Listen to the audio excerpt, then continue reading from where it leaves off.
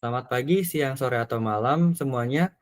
Pada kesempatan kali ini, kami mahasiswa Bina Nusantara akan mempresentasikan topik mengenai keamanan dan jejak digital aman di dunia maya. Sebelumnya, perkenalkan, saya Agung Ramadan dengan NIM 28025384435 dari program jurusan Computer Science. Saya Fadil Nusantara dengan NIM 28025386611 dari program studi Computer Science. Saya Samudra Briandika Prakoso dengan NIM 28025 dari program studi Computer Science. Oke, berikut adalah beberapa tujuan pembelajaran dari topik kali ini, yaitu yang pertama memahami perbedaan jejak digital aktif dan pasif, juga dampak jangka panjangnya dari jejak digital. Yang kedua, mengidentifikasi risiko umum di dunia maya, lalu mengetahui langkah praktis untuk mengamankan akun pribadi.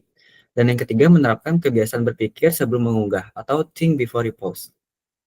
Nah, apa itu arti dari jejak digital? Jejak digital atau digital footprint adalah rekam jejak atau data yang ditinggalkan seseorang saat menggunakan internet atau perangkat digital.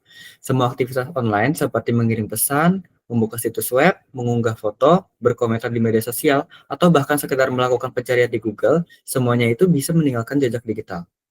Lalu, berikut adalah jenis-jenis jejak digital. Ada dua. Yang pertama, jejak digital aktif, dan yang kedua, jejak digital pasif. Kita jelaskan yang pertama dulu, yaitu jejak digital aktif atau yang disengaja. Adalah segala bentuk informasi, data, atau rekam aktivitas yang ditinggalkan secara sadar dan sengaja oleh seseorang di dunia digital. Jejak digital aktif terbentuk karena adanya tindakan langsung dari pengguna. Contohnya, mengirim email ke teman atau rekan kerja, mengunggah foto atau video di media sosial, menulis status atau komentar di forum online, dan mengisi formulir pendaftaran di sebuah situs web. Dan berikut adalah kelebihan dan kekurangan dari jejak digital aktif ini. Kelebihannya, bisa membangun citra diri profesional atau personal branding. Yang kedua, menampilkan portofolio atau keahlian Anda kepada perekrut. Dan yang ketiga, memudahkan Anda terhubung dengan teman atau jaringan baru. Kekurangannya, unggahan negatif ini sulit dihapus permanen dan dapat merusak reputasi. Informasi pribadi seperti alamat dan nomor telepon bisa saja berisiko disalahgunakan, lalu terlalu banyak berbagi atau oversharing bisa mengundang kejahatan. Oke, selanjutnya adalah jejak digital pasif atau jejak digital yang ditinggalkan secara tanpa sengaja. Nah, jejak digital pasif ini itu adalah segala bentuk data, informasi, atau rekam aktivitas yang dikumpulkan secara otomatis oleh sistem digital tanpa disadari oleh pengguna. Jejak digital pasif terbentuk ketika seseorang menggunakan internet atau tanpa bermaksud membagikan informasi, tapi sistem atau platform yang digunakan tetap merekam aktivitas tersebut. Contohnya, yang pertama adalah situs web yang melacak alamat IP Anda untuk mengetahui lokasi Anda. Kemudian, ada aplikasi media sosial yang melacak berapa lama Anda melihat suatu konten. Kemudian, contoh selanjutnya adalah riwayat pencarian Anda di mesin mencari. Selanjutnya adalah kelebihan dan kekurangan jejak digital pasif. Untuk kelebihannya, yang pertama itu adalah memberikan pengalaman internet yang lebih personal. Kemudian yang kedua adalah Anda menerima iklan atau rekomendasi konten yang relevan. Kemudian kelebihan terakhir yaitu mempermudah login atau mengingat preferensi Anda di situs web. Untuk kekurangannya terdapat beberapa poin, yaitu yang pertama, Anda merasa diawasi karena data terus dikumpulkan. Yang kedua, data profil Anda dijual ke pihak ketiga tanpa izin yang jelas. Kemudian, data rentan diretas dari server perusahaan yang menyimpannya. Kemudian Anda dapat digunakan untuk memanipulasi opini atau perilaku Anda. Selanjutnya adalah tentang keamanan digital. Sebelumnya, apa itu keamanan digital? Keamanan digital adalah upaya untuk melindungi data, perangkat, dan aktivitas online dari ancaman atau serangan digital seperti peretasan, pencurian data, virus, atau penyalahgunaan informasi pribadi. Dengan kata lain, keamanan digital bertujuan agar pengguna bisa beraktivitas di dunia digital dengan aman tanpa takut datanya dicuri atau disalahgunakan. Selanjutnya, ada cara-cara menjaga keamanan digital. Untuk cara-caranya, terdapat beberapa upaya yang bisa dilakukan, yaitu tentang kata sandi atau password, Yang kedua ada two-factor authentication atau 2FA. Kemudian ada waspada phishing atau pencurian informasi. Kemudian adalah melakukan pembaruan perangkat lunak atau software update. Yang pertama ada kata sandi atau password. Jadi, kata sandi adalah kunci utama untuk melindungi akun digital Anda. Kata sandi yang kuat menggabungkan huruf besar, huruf kecil, angka, dan simbol sebagai kombinasi. Panjang minimal 12 karakter itu sangat disarankan karena sulit untuk dilakukan pertasan.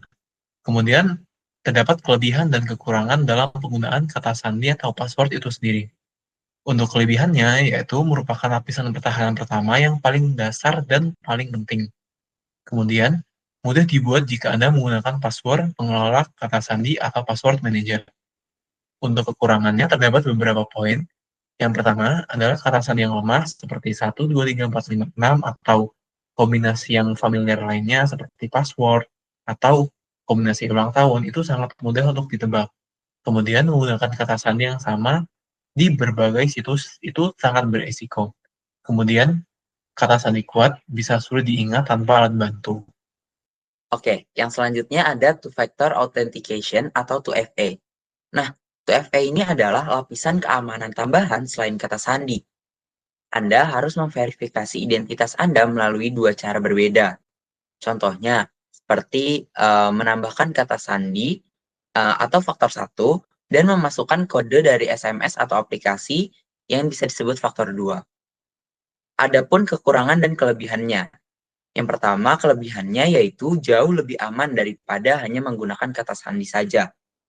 Yang kedua, ada mencegah peretas masuk meski mereka berhasil mencuri kata sandi Anda.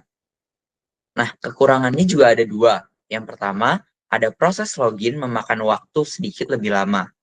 Yang kedua, Anda bisa terkunci jika kehilangan akses ke faktor kedua, misalnya kayak kehilangan ponsel Anda. Yang ketiga ada waspada phishing. Nah, phishing ini apa sih? Phishing adalah upaya penipuan untuk mencuri informasi sensitif Anda, seperti kata sandi dan data bank.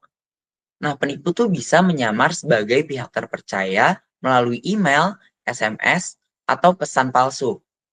Mereka sering meminta Anda untuk mengklik tautan atau link palsu atau mengunduh lampiran berbahaya.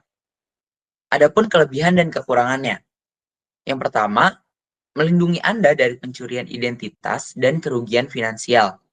Yang kedua, meningkatkan kesadaran Anda untuk tidak mudah percaya pada pesan mendesak. Nah, kekurangannya yaitu seringkali sulit dibedakan dari email atau situs web asli. Penipu terus-menerus mengubah taktik mereka agar lebih meyakinkan. Dan yang keempat, atau yang terakhir, yaitu pembaruan perangkat lunak atau software update. Melakukan pembaruan rutin pada sistem operasi seperti Windows, Android, dan iOS, dan aplikasi Anda. Pembaruan ini seringkali menyertakan perbaikan keamanan penting. Kelebihannya yang pertama ada menutup celah keamanan yang ditemukan peretas. Memastikan perangkat Anda memiliki perlindungan terbaru terhadap virus atau malware. Seringkali juga meningkatkan kinerja dan fitur perangkat. Kekurangannya yaitu proses pembaruan terkadang membutuhkan waktu dan kuota internet. Beberapa orang menunda pembaruan karena takut fitur berubah atau terjadi error. Yang selanjutnya yaitu kesimpulan dan tips utama. Gunakan kata sandi yang kuat. Buat unik untuk setiap akun dan gunakan password manager. Aktifkan 2FA, selalu aktifkan fitur ini jika tersedia. Selanjutnya ada waspada phishing. Jangan klik tautan atau lampiran dari sumber mencurigakan. Perbarui perangkat, jaga agar sistem operasi dan aplikasi Anda selalu terbaru. Dan yang terakhir yaitu think before you post. Ingat bahwa jejak digital Anda bersifat permanen. Selanjutnya, ini merupakan referensi yang kami gunakan kepada Anda. Terima kasih. Sekian informasi yang bisa kami berikan tentang keamanan dan jejak digital aman di dunia maya.